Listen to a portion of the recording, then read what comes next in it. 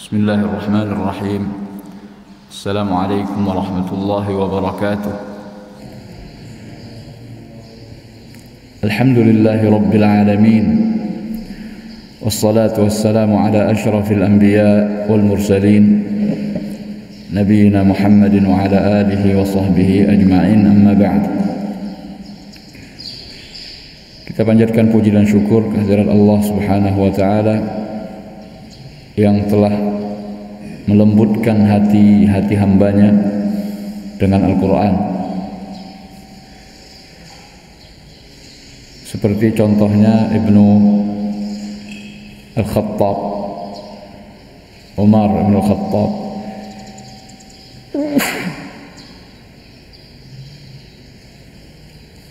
alhamdulillah, yahdikumullah yuslihu balakum.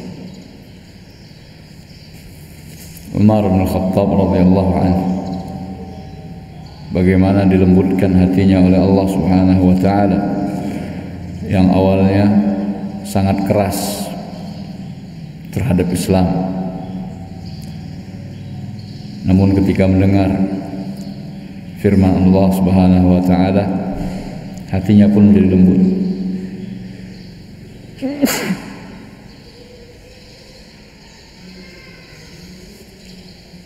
Alhamdulillah, yahdikumullah yuslihu balakum.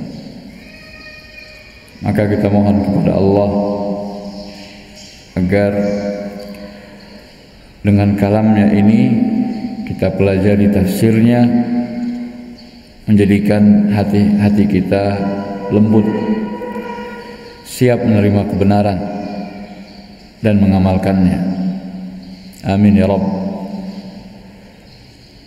Kemudian salawat dan salam semoga tetap tercurahkan untuk Nabi kita yang mulia, Nabi besar Muhammad sallallahu alaihi wasallam, serta keluarga beliau dan para sahabatnya, dan juga pada para ulama yang telah menafsirkan Al-Quran, memperjelas dan menerangkan maksud dan makna yang terkandung dalam ayat-ayat Allah Subhanahu wa ta'ala. Karena tanpa mereka kita tidak bisa memahami dengan baik dan benar. Tanpa bimbingan para ulama, kita belum tentu akan mendapatkan hidayah dari Allah Subhanahu wa ta'ala. Maka oleh karenanya, ma'asyiral muslimin wal muslimat rahimani wa rahimakumullah, kajian seperti ini salah satu cara kita untuk tetap berada di bawah bimbingan ulama. Kita mengkaji kalam-kalam ilahi dengan menggunakan kitab panduan tafsir dari para ulama tafsir. Salah satunya adalah beliau Syekh Abdurrahman bin Nasir As-Sa'di rahimahullah wa rahima jami'a ulama'il muslimin. Kita lanjutkan kisah penyembelihan sapi betina.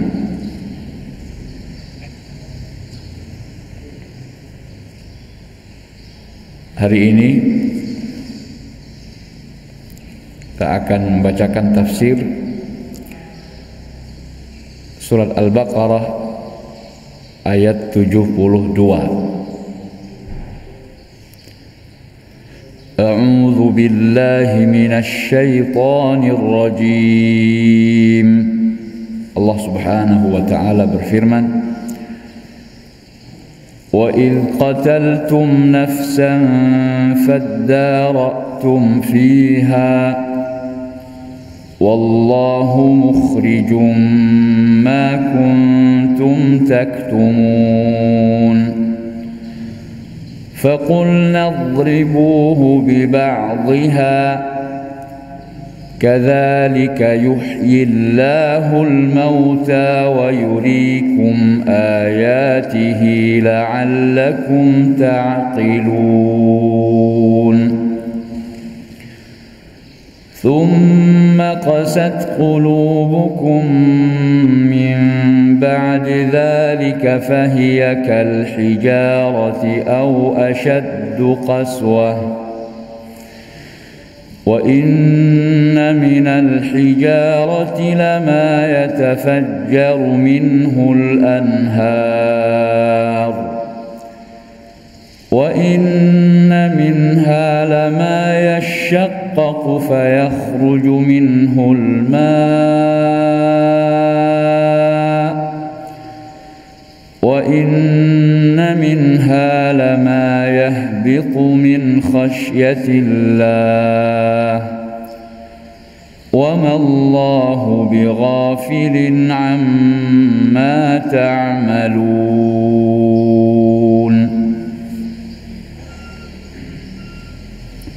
Dan ingatlah tatkala kalian membunuh seorang manusia, lalu kalian saling tuduh menuduh tentang itu, maka Allah akan mengungkap apa yang kalian sembunyikan. Maka kami katakan, pukullah mayat itu dengan sebagian dari anggota tubuh sapi yang disembelih tadi. Demikianlah Allah Subhanahu wa ta'ala menghidupkan yang mati, dan Dia menunjukkan kepada kalian tanda-tanda kekuasaannya. Mudah-mudahan kalian berfikir. Kemudian hati-hati kalian pun menjadi keras setelah itu, seperti batu atau lebih keras lagi. Padahal sesungguhnya di antara batu-batu tersebut ada yang mengalir darinya sehingga menjadi sungai, dan sungguhnya di antara batu-batu tersebut ada yang benar-benar terbelah, maka kemudian muncullah mata air darinya. Dan sungguhnya dari batu-batu itu benar-benar ada yang hancur berkeping-keping karena takut kepada Allah. Dan sekali-kali Allah tidaklah lengah terhadap apa yang kalian kerjakan. Syekh Abdurrahman bin Nasir Sa'di mengatakan,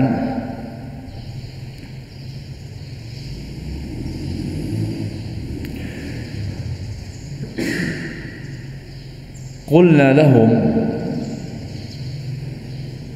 kami mengatakan kepada mereka, idribu al-qatila bi ba'dihha, pukullah mayat tersebut dengan sebagian anggota tubuh sapi betina yang disembelih, ai bi'udhrin minha, yaitu salah satu bagian saja. Jadi bukan semua sapi itu digunakan untuk memukul mayat tadi. Imma bi'udhrin muayyanin, bisa jadi pada waktu itu diperintahkan untuk mengambil anggota tubuh sapi betina yang disembelih yang tertentu, ditentukan oleh Allah, atau ayy'udhrin minha, atau anggota tubuh yang mana saja dari sapi betina itu. Falaysa fi ta'yinihi fa'idah. Kata beliau Syekh Sa'di, dalam hal penentuan anggota tubuh sapi yang mana yang digunakan untuk memukul mayat tadi, itu tidak memiliki faedah yang berarti. Tahu masalah itu bukanlah suatu hal yang urgen.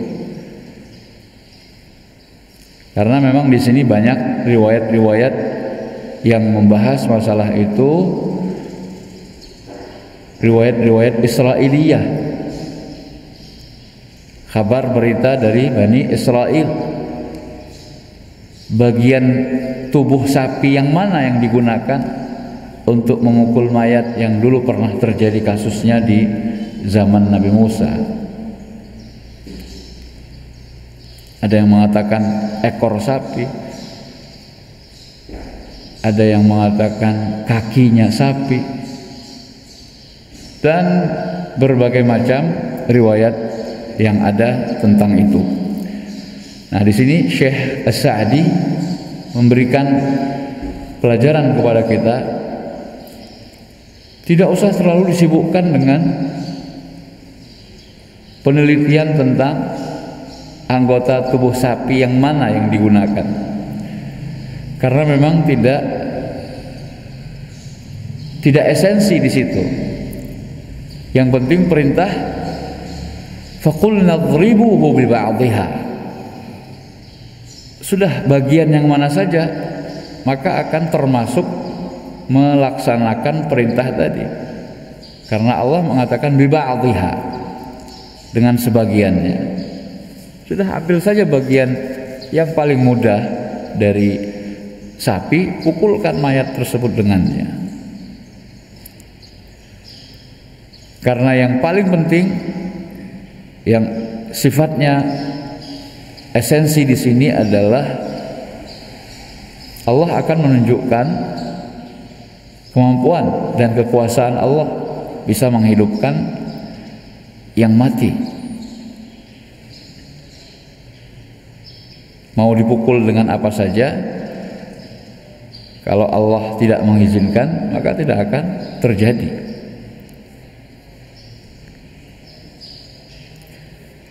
Fadarabuhu bi ba'dihha. Maka alhasil mereka akhirnya memukulkannya dengan sebagian anggota tubuh sapi tersebut. Fa ahyahu Allah. Maka kemudian Allah menghidupkan kembali orang yang mati tadi. Wa akhraja ma kanu yaktumun, dan Allah mengungkapkan, mengeluarkan apa yang mereka sembunyikan. Siapa pelakunya? Bagaimana kejadian yang sebenarnya? Akhirnya ditampakkan kembali dengan dihidupkannya orang yang dibunuh. Dan itu semua berlaku atas izin Allah Subhanahu wa ta'ala. Fa akhbara bi qatilih, maka orang yang dibunuh itu pun mengabarkan siapa pembunuhnya. Yang membunuhku si fulan. Akhirnya kan jadi tahu semua. Wa kana fi ihya'ihi wa hum yushahidun ma yadullu ala ihya'illahil mauta. Dan adalah di dalam menghidupkannya kembali mayat tadi, sedangkan orang-orang Bani Israel melihat dan menyaksikannya, ini adalah menjadi tanda, dalil yang sangat kuat kalau Allah Maha menghidupkan kembali orang-orang yang sudah mati. Ini adalah bukti kalau hari kebangkitan itu ada. La'allakum ta'qilun, mudah-mudahan kalian bisa berpikir. Fatanzajiruna an ma yadurrukum, sehingga kalian bisa waspada terhadap apa yang memudaratkan kalian. Apa itu yang memudaratkan kita? Siksaan api neraka, azab Allah yang pedih. Kalau suatu saat nanti kita akan dibangkitkan kembali sesudah mati kita, untuk apa? Tentunya untuk mempertanggungjawabkan kembali, untuk bertemu kembali dengan Tuhan pencipta kita, untuk mempertanggungjawabkan amal perbuatan kita. Dan ini sekali lagi menunjukkan keadilan Allah Subhanahu wa ta'ala. Adanya proses pengembalian kehidupan setelah kematian. Pasti ada hikmah atau ada tujuannya.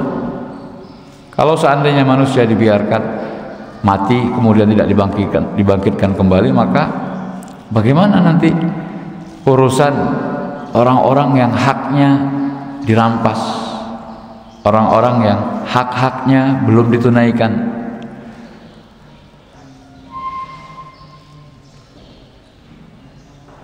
Maka ketika kita yakin sekali akan adanya kebangkitan setelah kematian, ini membuat kita jadi waspada, tidak sembarangan untuk berbuat aniaya, untuk menzalimi orang lain. Kita mikir-mikir. Tsumma qasat qulubukum, kemudian menjadi keraslah hati-hati kalian. Ai ishtaddat wa ghalazat, yaitu keras dan kasar. Falam tu'athir fiha al-mau'izah, tidak berpengaruh, tidak berbekas nasihat-nasihat yang diberikan. Min ba'di dzalik, setelah kejadian-kejadian itu. Ai min ba'di ma an'ama Allahu 'alaikum bin ni'amil 'azimah, yaitu setelah Allah memberikan nikmat kepada kalian dengan nikmat-nikmat yang besar. Diselamatkannya kalian dari Laut Merah, diselamatkannya kalian dari penjajahan dan kezaliman Fir'aun. Kalian bisa masuk ke negeri yang diberkahi, kalian diberikan makanan dari Allah Subhanahu wa ta'ala, manna dan salwa. Allah memberikan naungan kepada kalian saat kalian tersesat di padang pasir. Allah memberi minum kalian dari batu yang keluar dan terpancar mata air sebanyak 12 sejumlah kabilah yang ada pada kalian. Luar biasa nikmat yang diberikan oleh Allah Subhanahu wa ta'ala kepada mereka Bani Israel. Tapi justru kebanyakan nikmat seperti itu membuat hati-hati menjadi keras.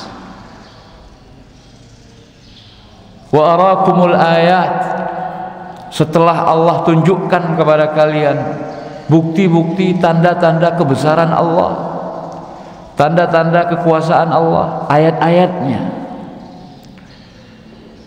Walam yakun yanbaghi an taqsuwa qulubukum, maka sepantasnya lah, tidak semestinya hati-hati kalian itu menjadi keras. Lianna ma syahadtum mimma yujibu riqqatal qalbi wa inqiyadah, karena apa yang kalian lihat, apa yang kalian saksikan itu seharusnya membuat hati menjadi lembut dan hati menjadi tunduk serta patuh dan taat kepada perintah Allah. Jadi ketika seorang itu menjadi saksi hidup sebuah peristiwa yang sangat dahsyat dan dia selamat dari peristiwa tersebut, biasanya kan merubah keadaan hidupnya menjadi lebih baik. Bagaimana dia diselamatkan oleh Allah Dia berpikir, alhamdulillah Allah masih menyelamatkan saya. Coba kalau pada saat itu saya ikut bersama korban, ikut menjadi korban, bagaimana dengan dosa-dosa saya? Jadi ada dorongan untuk bertaubat, untuk kembali, inabah, kembali kepada Allah, kembali kepada jalan yang benar, kembali kepada agama.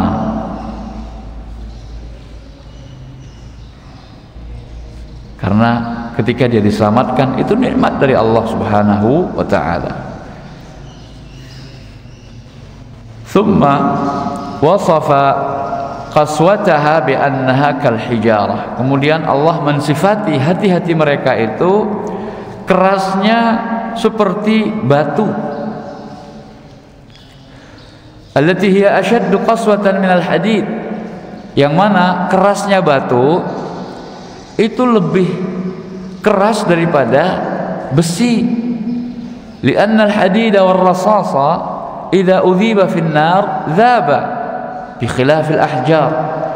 Karena yang namanya besi dan timah itu apabila dipanaskan dengan api, maka dia akan meleleh.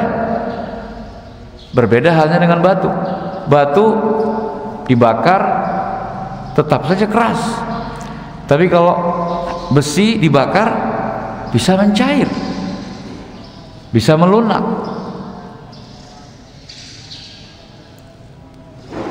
Maka di sini Allah permisalkan dengan batu, kerasnya hati orang-orang yang malah diberi nikmat oleh Allah. Ketika hatinya tidak tunduk, tidak taat, ini hatinya keras, bahkan lebih keras daripada batu.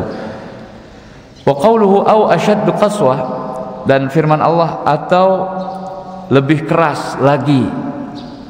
Ashaddu qaswah ay innaha la taqsuru an qasawatil ahjar. Maksudnya adalah dia tidaklah lebih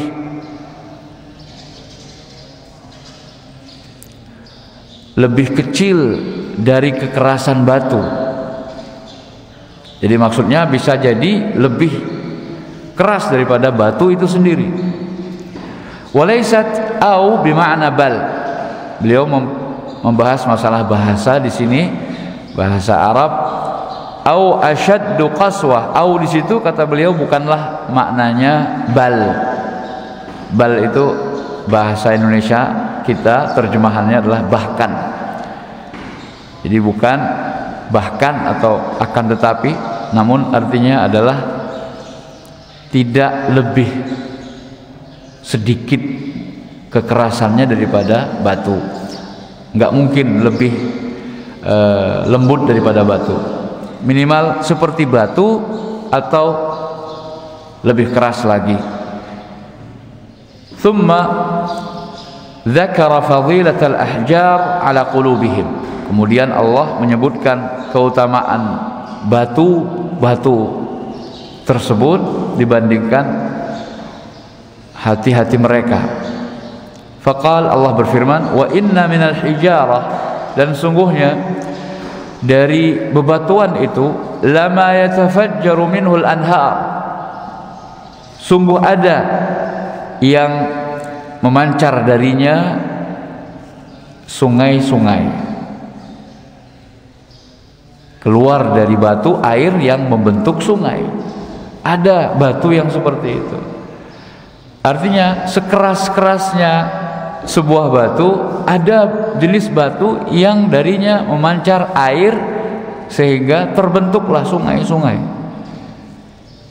Wa inna minha, dan sungguhnya di antara batu-batu itu lama yashaqqaqu, benar-benar ada yang terbelah, fayakhruju minhul ma, lalu keluarlah darinya mata air.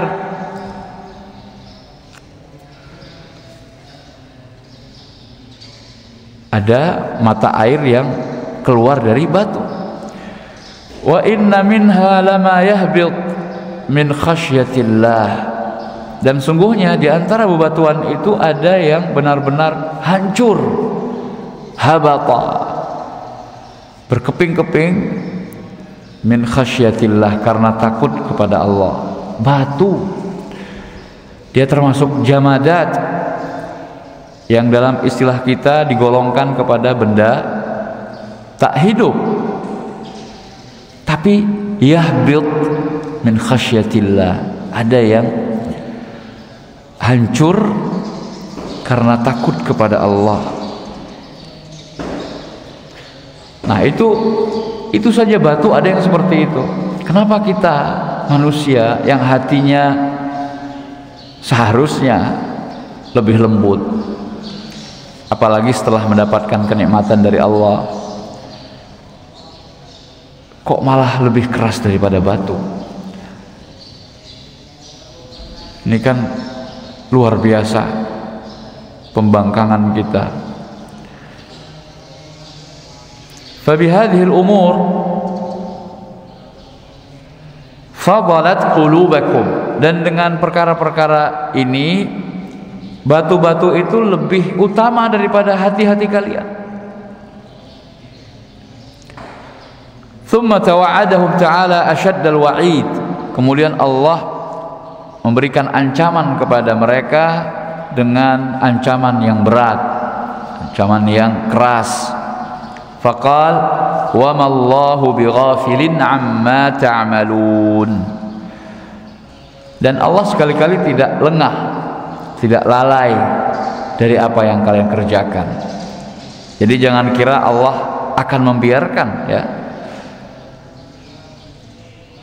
kelakuan-kelakuan yang tidak pada tempatnya yang dilakukan oleh manusia. Dalam hal ini, ayat ini berbicara tentang Bani Israel. Semuanya akan dimintai pertanggungjawaban oleh Allah, dan Allah akan beri balasan. Bal huwa alimun biha, kan tetapi Allah Maha mengetahui tentang apa yang telah mereka kerjakan. Hafizul li saghiriha wa kabiriha, dan Allah akan mengingat dan mencatat. Allah akan simpan perbuatan-perbuatan mereka itu, baik yang kecil maupun yang besar. Tidak ada yang luput satupun dari Allah Subhanahu wa ta'ala. Wa sayujazikum ala dzalika atammal jazaa'i wa awfah, dan dia akan membalas kalian dengan balasan yang sempurna dan balasan yang setimpal. Wa'alam, kemudian beliau memberikan faidah yang lain terkait dengan riwayat Israiliyah di dalam tafsir. Ketahuilah, kata beliau, anna katsiran minal mufassirin, kebanyakan para penafsir Al-Quran rahimahumullah, akan semoga Allah merahmati mereka, qad aktsaru fi hashwi tafasirihim min qasasi Bani Israel. Mereka para mufassir itu memperbanyak mengisi tafsir, kitab-kitab tafsir mereka dengan kisah-kisah Bani Israel. Ini yang disebut dengan Israiliyat, yaitu riwayat-riwayat yang berasal dari Bani Israel. Jadi bukan hanya kisah tentang Bani Israel saja, itu juga termasuk Israiliyat. Namun di luar Bani Israel, namun yang menceritakan itu adalah Bani Israel, ini juga termasuk Israiliyat. Jadi kalau berita itu yang menyampaikannya adalah sumbernya dari Bani Israel, misalnya menceritakan tentang penciptaan alam semesta, tentang nabi-nabi sebelum mereka atau nabi-nabi sesudah mereka, atau kisah dan peristiwa-peristiwa yang akan terjadi di akhir zaman, tapi yang ngabarin mereka Ini namanya Israiliyat. Wa nazalu 'alaiha al-ayatil Qur'aniyah. Kemudian mereka para pentafsir Al-Qur'an itu menjadikan riwayat-riwayat Israiliyah itu sebagai alat untuk menafsirkan ayat-ayat Al-Qur'an. Jadi mereka turunkan kisah-kisah itu untuk menafsirkan ayat-ayat. Wa ja'aluha tafsiran li kitabillah, dan mereka para penafsir itu menjadikan riwayat-riwayat Israiliyah sebagai alat untuk menafsirkan kitab Allah. Muhtajjina biqaulihi sallallahu alaihi wasallam. Mereka berdalil dengan sabda Nabi sallallahu alaihi wasallam, hadithu an bani Israil wala haraj. Ceritakanlah dari Bani Israel, tidak mengapa, tidak berdosa kalian menceritakan kisah-kisah Israiliyat. Ini kata Nabi, benar, hadisnya sahih. Walladhi ara, akan tetapi kata Syekh As-Sa'di, menurut pendapatku, annahu, bahwasanya wa injaza naqlu ahadithihim, walaupun dibolehkan menukilkan kisah-kisah mereka, ala wajhin takunu mufradatan ghaira maqrunah, yaitu dengan cara terpisah atau tersendiri, bukan digandengkan dengan ayat-ayat yang mau ditafsirkan. Wala munazzalah ala kitabillah, dan bukan dalam rangka untuk diturunkan untuk menafsirkan kalam Allah. Fa innahu la yajuzu. Kenapa demikian? Karena tidak boleh ja'aluha tafsiran li kitabillahi qat'an. Tidak boleh menjadikan kisah-kisah Israiliyat itu sebagai tafsir dari ayat-ayat Allah Subhanahu wa ta'ala secara pasti, qat'an. Idza lam tasihha an Rasulillah sallallahu alaihi wasallam, apabila kisah Israiliyat tersebut tidak sahih dari Rasulullah sallallahu alaihi wasallam. Wa dzalika anna martabataha kama qala sallallahu alaihi wasallam, la tusaddiqu ahlal kitab wa la tukadzibuhum. Alasannya karena kedudukan kisah-kisah Israiliyat itu seperti yang disabdakan oleh Rasul sallallahu alaihi wasallam, janganlah kalian membenarkan ahli kitab dan juga jangan kalian dustakan mereka. Jadi tawakuf terhadap kisah-kisah Israiliyat, hukum asalnya apa? Tawakuf. Jangan dibenarkan dulu, jangan didustakan langsung. Jadi harus dilihat apakah sesuai dengan syariat Islam atau tidak, didukung atau tidak oleh Al-Quran itu sendiri atau sunnah Nabi sallallahu alaihi wasallam. Kata beliau, fa idza kanat martabatuha an takuna mashkukan fiha, kalau seandainya kedudukannya saja diragukan, yaitu tidak dibenarkan dan tidak didustakan juga, ini kan mashkukan fi, ada syak di sana. Wa kana minal ma'lumi bid-darurati min dinil islami anna al-Qur'an yajibul imanu bih, dan di sana sudah ada suatu hal yang sifatnya teori yang tidak bisa ditolak lagi, yaitu di dalam agama kita Islam bahwasanya Al-Quran wajib untuk diimani, ya. rukun iman. Ini sebuah hal yang tidak bisa ditolak lagi. Wal qat'u bi alfadhihi wa ma'anihi, dan mengimani secara pasti lafaz dan maknanya. Artinya lafaz Al-Qur'an itu benar dan maknanya juga benar. Fala yajuzu an taj'ala tilkal qasasa atau fala yajuzu an tuj'ala tilkal qasasul munqulah bir riwayatil majhulah, maka tidak boleh menjadikan atau dijadikan kisah-kisah yang dinukilkan dengan riwayat-riwayat yang majhul tadi,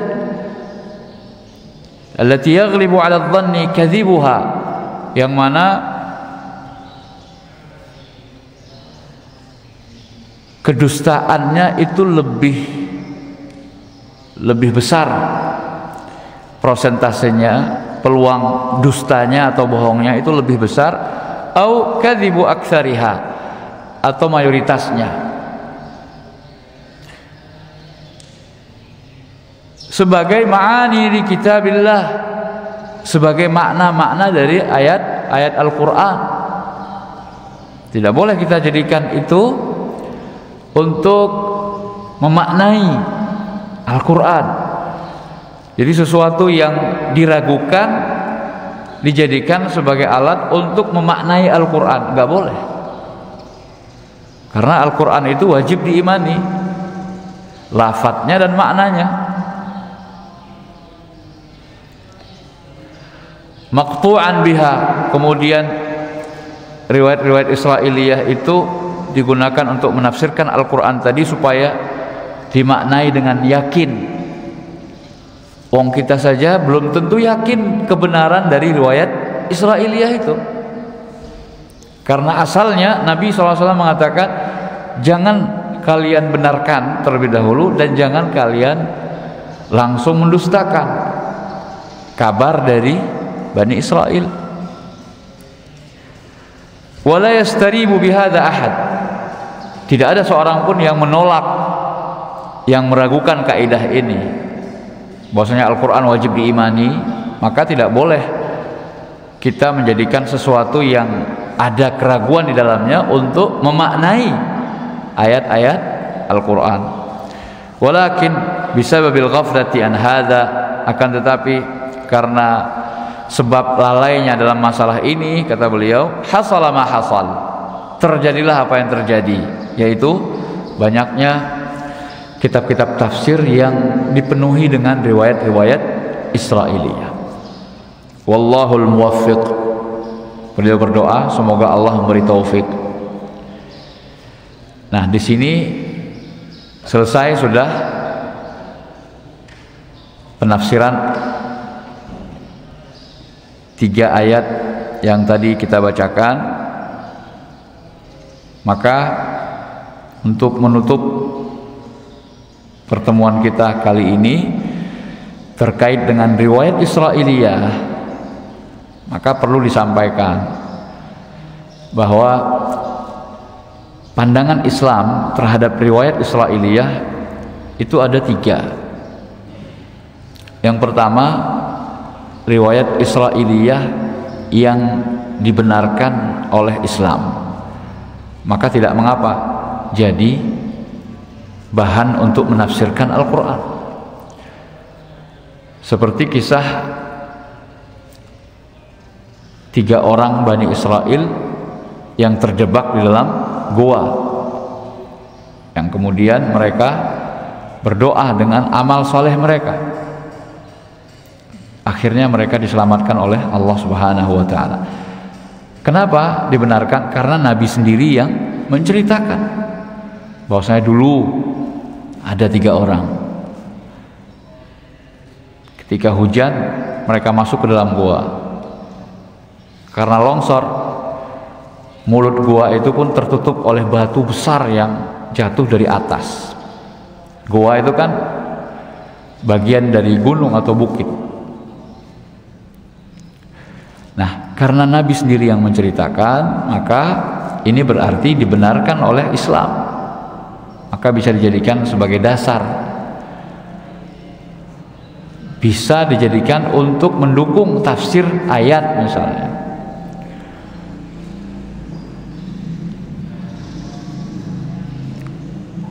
Riwayat Israiliyah di mana Nabi SAW pernah didatangi oleh seorang pendeta Yahudi, lalu mengatakan, di dalam kitab-kitab suci kami Allah Subhanahu wa ta'ala itu di hari kiamat nanti langit ada di tangannya,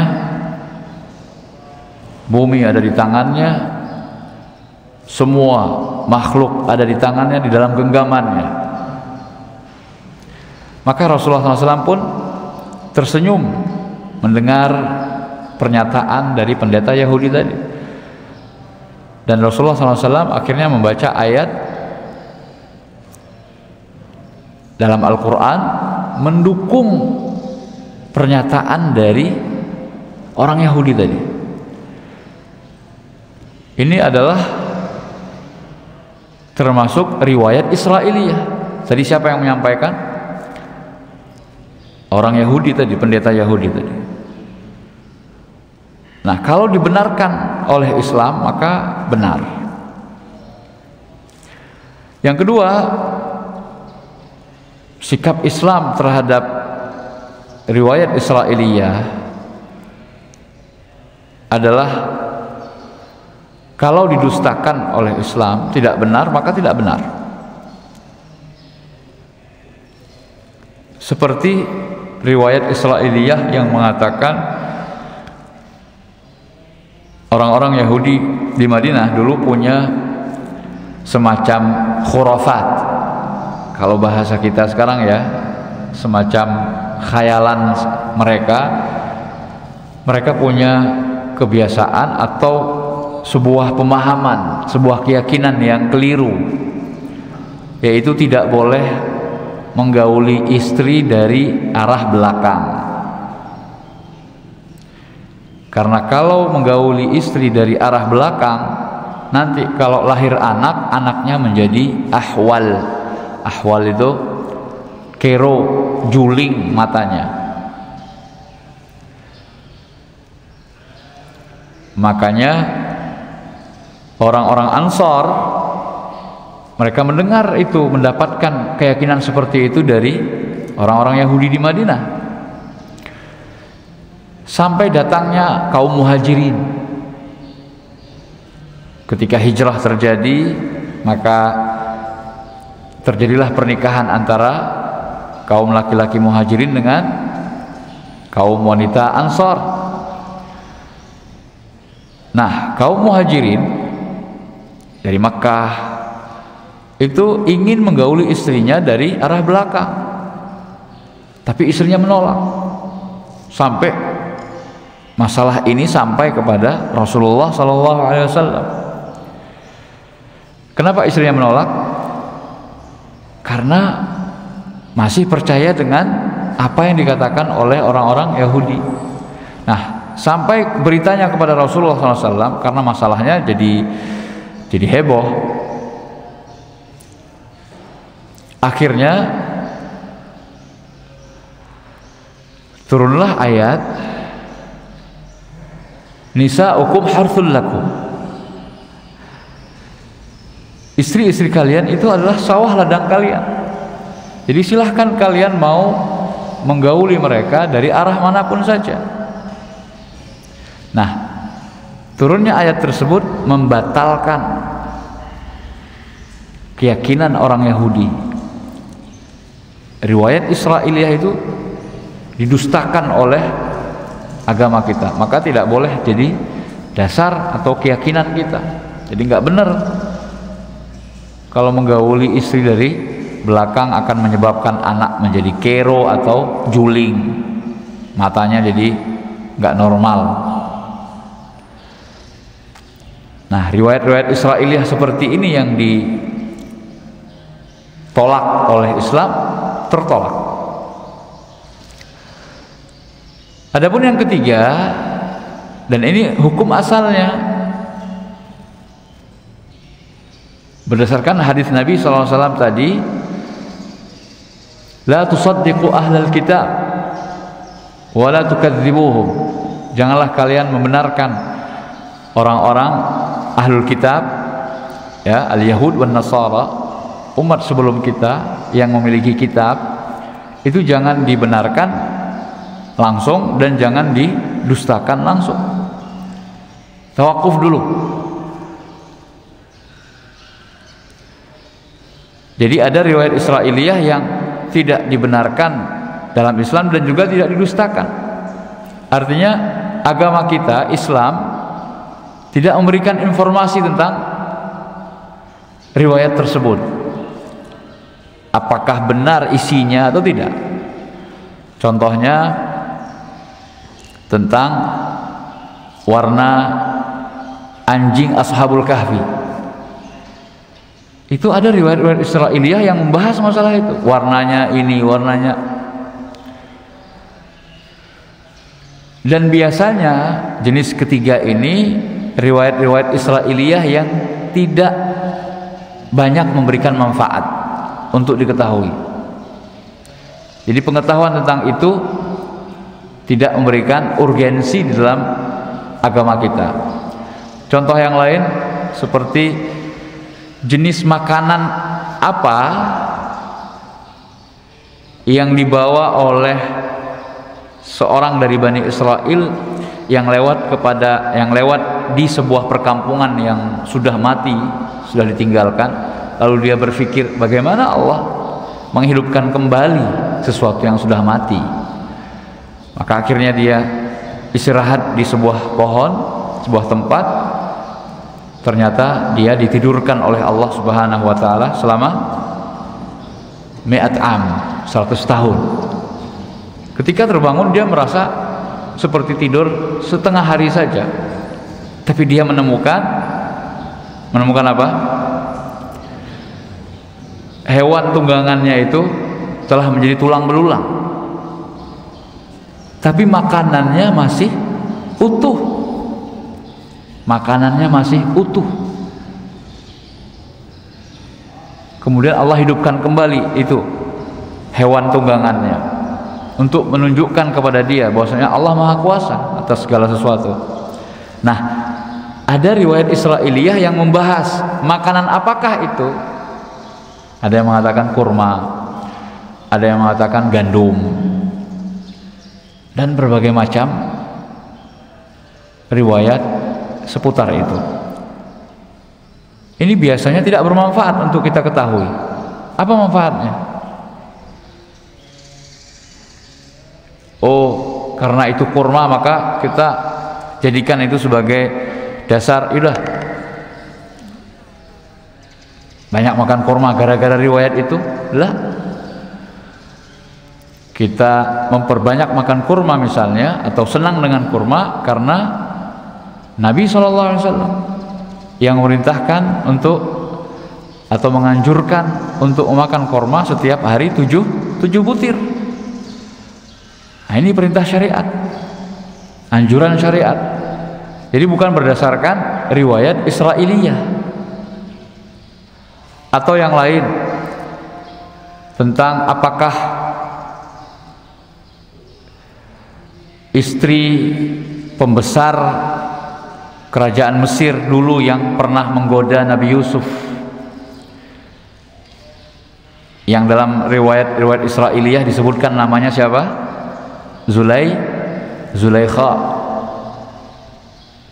Nah, namanya Zulaikha saja ini juga diperdebatkan oleh ulama tentang keabsahan riwayatnya.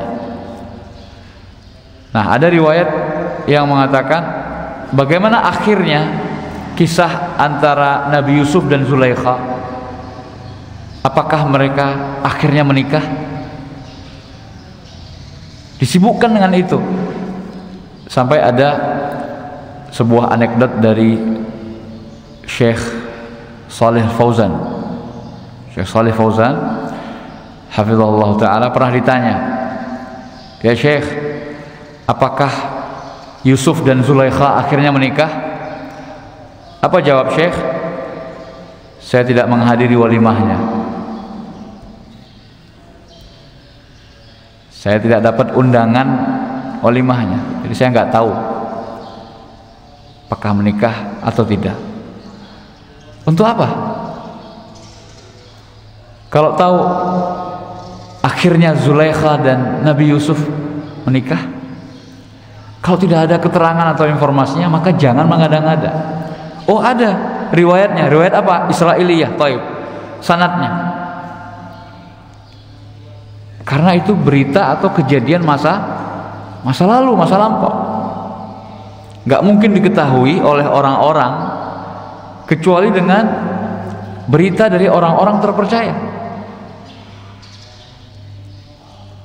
Nah, berita dari Bani Israel itu apakah bisa dipercaya atau tidak? Sanadnya, bagaimana kita mengetahui keadaan rawi dari sanad-sanad itu? Karena dia bukan orang Islam atau orang yang pada waktu itu bisa diteliti kebenarannya, sudah meninggal. Yang menceritakan itu siapa? Nggak jelas. Maka tidak dibenarkan dan tidak didustakan. Selama Nabi SAW nggak mengatakannya, sudah. Siapa sih orang yang lebih tahu kejadian di masa lampau selain Nabi SAW? Tidak ada. Nabi yang paling paham. Nah, ketika masalah itu tidak disebutkan secara sharih, secara jelas dan sahih, secara sah dari Nabi SAW, maka tidak perlu dibahas, tidak perlu diteliti. Nah, untuk apa? Biar happy ending, pengen happy ending gitu. La tatakallafu, janganlah kita memberat-beratkan diri kita untuk sesuatu yang tidak ada manfaatnya. Dan sikap para ulama setelah mengetahui bagaimana Islam memandang kisah-kisah Israiliyat, maka ulama tafsir dalam hal ini terbagi juga menjadi tiga. Ada ulama-ulama yang memasukkan kisah-kisah Israiliyat ke dalam kitab-kitab tafsir mereka. Dan golongan yang pertama ini terbagi lagi. Ada yang menyebutkan sanadnya, ada yang tanpa sanad. Yang menyebutkan sanad ini lebih baik supaya bisa dicek kebenarannya. Apakah riwayat itu bisa diterima atau tidak? Kalau ada sanadnya bisa dilakukan validisasi, ya. Ada yang tidak menyebutkan sanad. Nah, ini yang berbahaya. Makanya tidak disarankan para pemula membaca kitab tafsir yang banyak riwayat Israiliyatnya tapi tidak disebutkan sanadnya. Ulama yang membawa banyak kisah Israiliyat dalam kitab tafsirnya dan menyebutkan sanad, itu contohnya seperti Imam At-Tabari. Imam At-Tabari atau tafsir At-Tabari. Makanya tafsirnya itu tebal, berjilid-jilid. Karena menyebutkan sanad untuk setiap kisah yang disampaikan. Kemudian contoh yang tidak menyebutkan sanad, ini tafsir Al-Baghawi. Tafsir Al-Baghawi.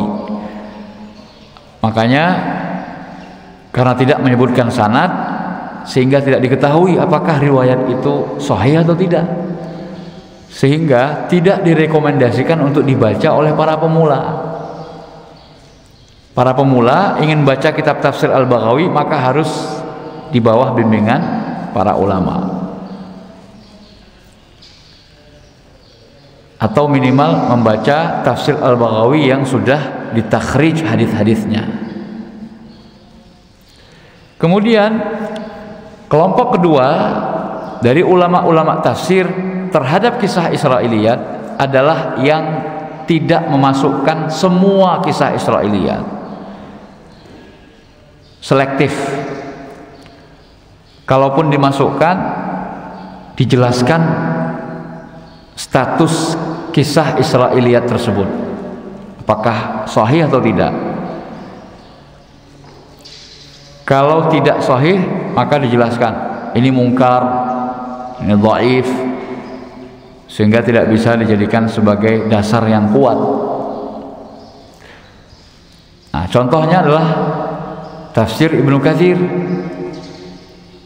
Makanya tafsir Ibnu Katsir adalah tafsir yang paling ideal, ya, paling ideal. Sikapnya pertengahan, tidak anti sama sekali dengan kisah-kisah Israiliyat, karena beliau memiliki kemampuan dan kesempatan ketika membawakan kisah Israiliyat untuk mendukung sebuah ayat yang akan ditafsirkan. Beliau jelaskan sanad atau keadaan hadis atau riwayat Israiliyah tersebut. Makanya sangat disarankan dan direkomendasikan untuk membaca kitab tafsir Ibnu Katsir. Kemudian yang ketiga, kelompok ulama yang anti dengan kisah-kisah Israiliyat. Mereka sangat keras untuk melarang kitab tafsir itu kemasukan kisah-kisah Israiliyat.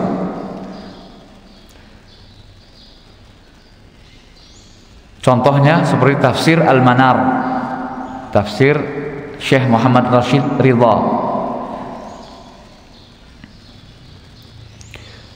Itu sama sekali tidak ada kisah Israiliyat.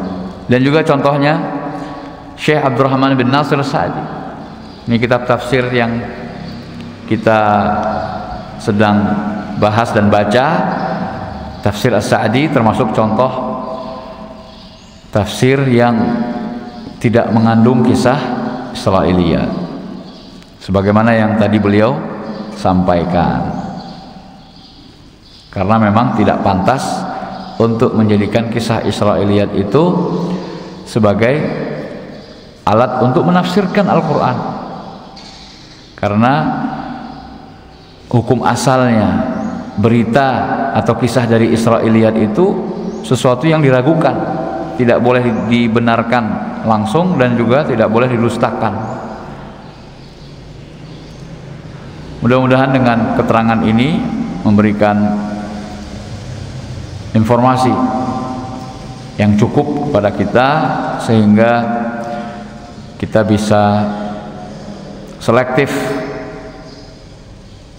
memilih dan memilah kitab-kitab tafsir yang ada dalam rangka untuk memahami makna yang terkandung di dalam ayat-ayat Allah Subhanahu wa ta'ala. Demikian saja, mudah-mudahan bermanfaat. Mohon maaf atas segala kekurangan. Kita akhiri dengan membaca doa kafaratul majlis. Subhanakallahumma wa bihamdik, asyhadu an la ilaha illa ant, astaghfiruka wa atubu ilaik. Wa sallallahu ala nabiyyina Muhammad wa ala alihi wa sahbihi ajma'in. Wa akhiru da'wana alhamdulillahi rabbil alamin. Assalamualaikum warahmatullahi wabarakatuh.